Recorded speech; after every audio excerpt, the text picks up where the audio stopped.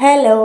ഈ വർഷം ക്രിസ്മസിന് 12-13 ദിവസം എന്തോ അവധിയുണ്ടായിട്ട് എന്താ കാര്യം, ഒരിടത്ത് പോകാൻ പറ്റിയിട്ടില്ല. അപ്പം നിങ്ങൾ വിചാരിക്കും ഇതെങ്ങോട്ടേലും കറങ്ങാൻ പോവുകയാണെന്ന്. അല്ല, അത് വെറും തെറ്റിദ്ധാരണയാണ്. എൻ്റെ ഇതാങ്കുട്ടിന് വയ്യാത്തൊരു വീഡിയോ ഞാൻ ഇതിന് മുന്നേ ഇട്ടിട്ടുണ്ടായിരുന്നു, ആശുപത്രിയിൽ പോണത്. ക്രിസ്മസിന് അവധി ഇടുന്നതിന് മുന്നേ ആയിരുന്നു. ആളിന് ഒരു കുറവുമില്ല. അങ്ങനെ ചുമ നല്ല കൂടുതൽ, ഒന്ന് ഉറങ്ങാൻ പോലും പറ്റാത്ത അവസ്ഥയായിപ്പോയി. അങ്ങനെ ഞാനിന്ന് ആശുപത്രിയിലോട്ട് കൊണ്ടുപോകുന്നതാണ് ഈ വീഡിയോ. അങ്ങനെ 2025 കഴിഞ്ഞ് 2026 ഇനി ഏകദേശം ഒരു 2-3 മണിക്കൂർ.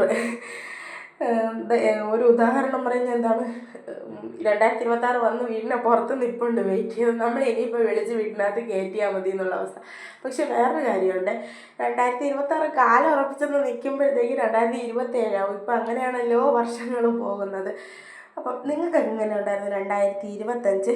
ഞാൻ എൻ്റെ 2025 വേണമെങ്കിൽ ഒന്ന് ചുരുക്കി പറഞ്ഞു തരാം. ഓരോരുത്തർ വീഡിയോ ചെയ്യുന്നുണ്ട്, എനിക്ക് അതിൻ്റെ ആവശ്യമില്ല. ഞാൻ നിങ്ങൾക്ക് വേണമെങ്കിൽ പറഞ്ഞു തരാം.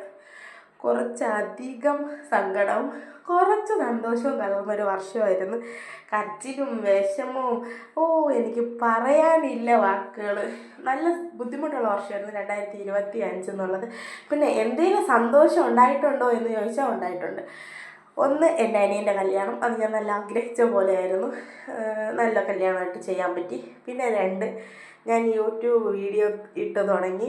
ഇൻസ്റ്റയിൽ ഞാൻ 2-3 വർഷം മുന്നേ വീഡിയോസ് ഇടുമായിരുന്നു, പക്ഷേ അത്ര ആക്റ്റീവ് അല്ലായിരുന്നു. ഇപ്പോൾ ഒരു 3 മാസം കൊണ്ട് ഇൻസ്റ്റയിലും ആക്റ്റീവാണ്. എന്നെ ഒരുപാട് പേര് അംഗീകരിച്ചു.